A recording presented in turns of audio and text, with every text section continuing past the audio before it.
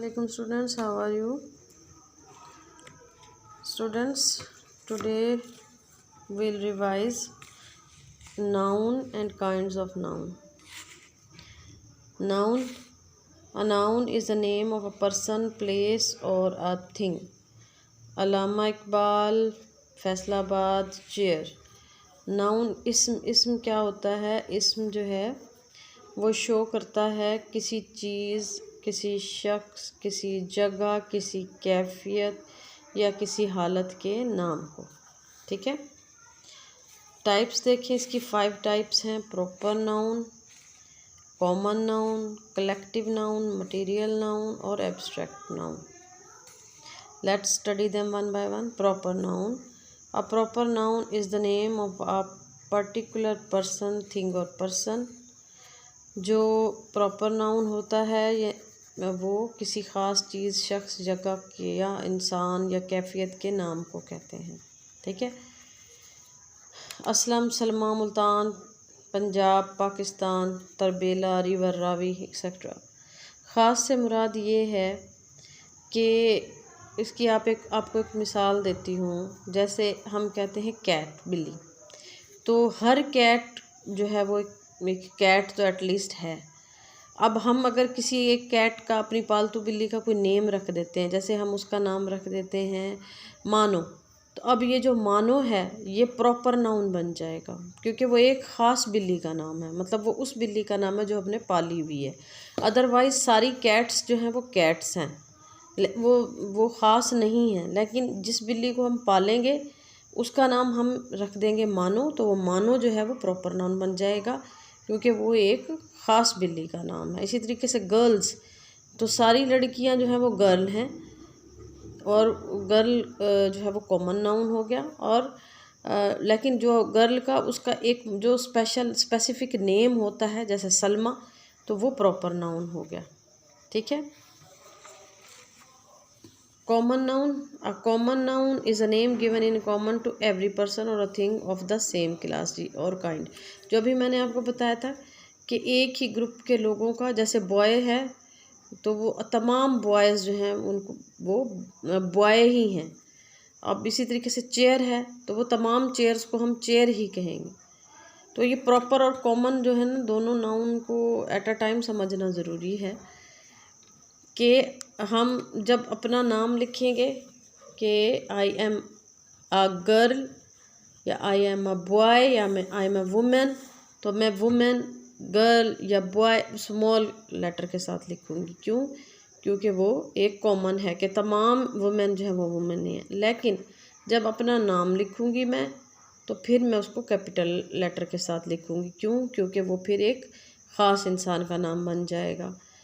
अब इसी तरीके से बॉयज़ हैं, सब बॉयज़ हैं.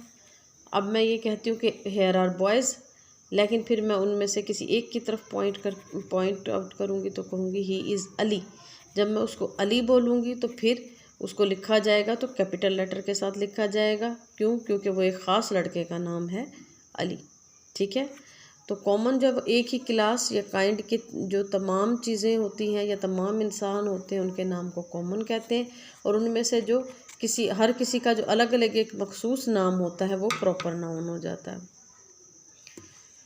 अब है material noun. Material noun is a noun that denotes a matter और substance of which things are made.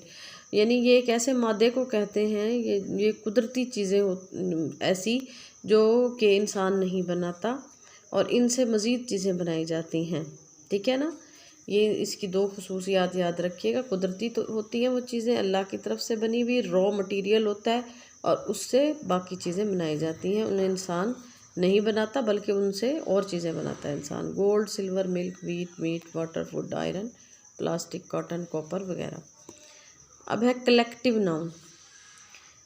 Collective noun जो होता है ना, वो चीज़ों, इंसानों, जानवरों के मजमूए को ज़ाहिर करता है. अब देखें, जैसे है ग्रुप. अब ये जो ग्रुप है, इसमें इस ग्रुप का मतलब ये है कि काफ़ी सारे लोग. अब ये काफ़ी सारे लोगों के लिए एक ही वर्ड आ गया, ग्रुप. आर्मी, पूरी फ़ौज के लिए वर्ड आ गया आर्मी. पीपल, बहुत सारे लोगों के लिए. पुलिस, का मतलब है कि काफ़ी सारी जो पुलिस के अंदर लोग हैं वो। हर्ड, रेवड़ हो गया, कैटल भी जानवरों के उसको कहते हैं। टीम जो होती है किसी भी खेल की कोई टीम हो सकती है। क्लास या बंच, गुच्छा किसी फूलों का। तो मतलब ये कि ये एक वर्ड होता है लेकिन ये शो किसको कर रहा होता है, मजमूए को शो कर रहा होता है। एब्स्ट्रैक्ट नाउन ये लास्ट टाइप है। एब्स्ट्रैक्ट का मतलब होता है एक ऐसी चीज़ जो हमें नज़र नहीं आती, जिसे हम टच नहीं कर सकते, जिसे हम जो है ना फील नहीं कर सकते हाथ से, लेकिन वो चीज़ें मौजूद होती हैं। ठीक है, ऐसी चीज़ों को कहते हैं abstract noun.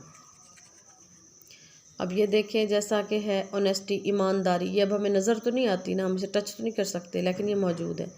Truth, pleasure, thought, सोरो, सैडनेस, विजडम, ब्रेवरी और हेटर्ड यानी कि नफ़रत, ये वो तमाम चीज़ें हैं जो मौजूद हैं लेकिन हमें नज़र नहीं आती, लेकिन मौजूद होती हैं। इसको कहते हैं एब्स्ट्रैक्ट नाउन। ठीक है, आगे हैं प्रोनाउन की टाइप्स करवानी है मैंने आपको।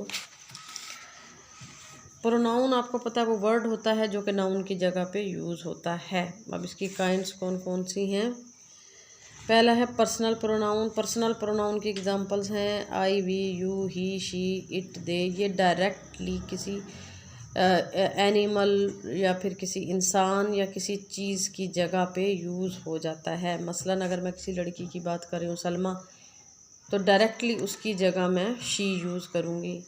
इट जो है एनिमल्स के लिए आ जाएगा। यू जो है वो भी किसी नाम के लिए आ जाता है। आप, वी, हम, मतलब ये कि हम डायरेक्ट लोगों या जगहों के नामों की जगह पे ये वर्ड्स यूज़ करते हैं। अब है डिमॉन्स्ट्रेटिव प्रोनाउन। ये इशारा करने के लिए दिस, दैट, दिस, दोज, सच, ये इशारा करने के लिए यूज़ होता है। अगर कोई चीज़ पास है तो दिस और दीज हो जाएगा, अगर कुछ चीज़ें दूर हैं तो दैट और दोज हो जाएगा। अब है रिलेटिव प्रोनाउन।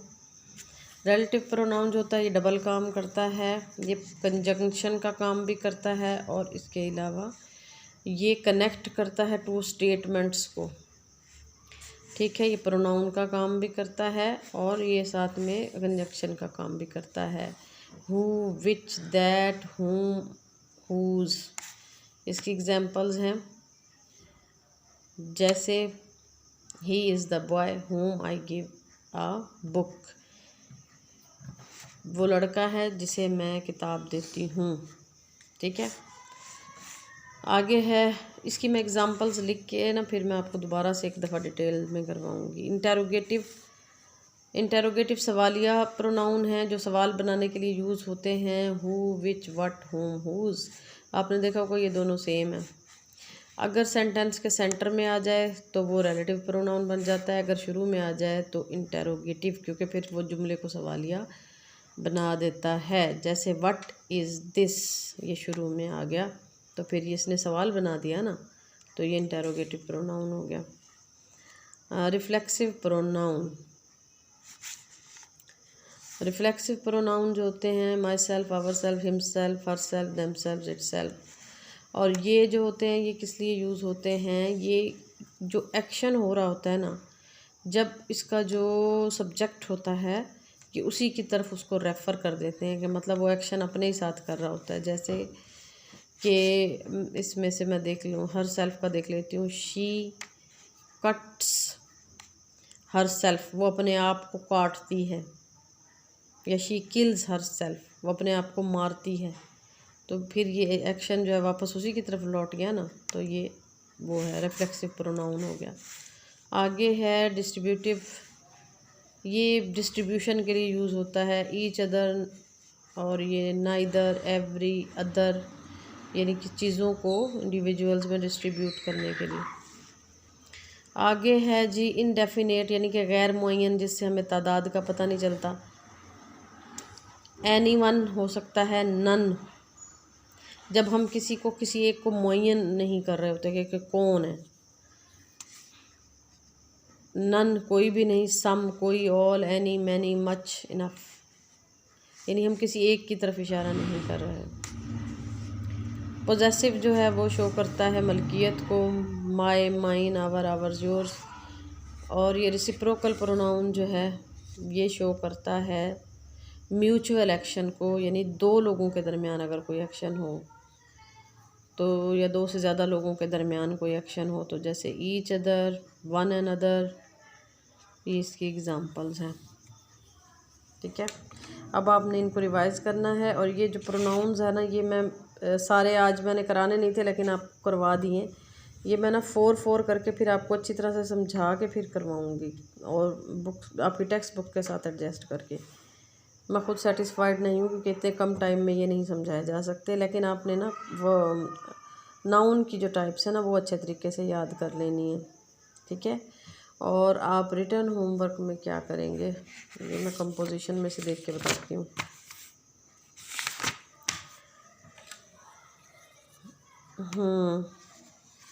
आपका एक ऐसे बचा हुआ है विज़िट टू द ज़ू, ये रहा, और ये है पेज नंबर 220 पे। इसको आपने लिखना भी है और याद भी करना है। रिटर्न होमवर्क के तौर पे फ्राइडे को स्कूल में सबमिट करवाना है। अपना बहुत ज़्यादा ख्याल रखिएगा। अल्लाह हाफिज़।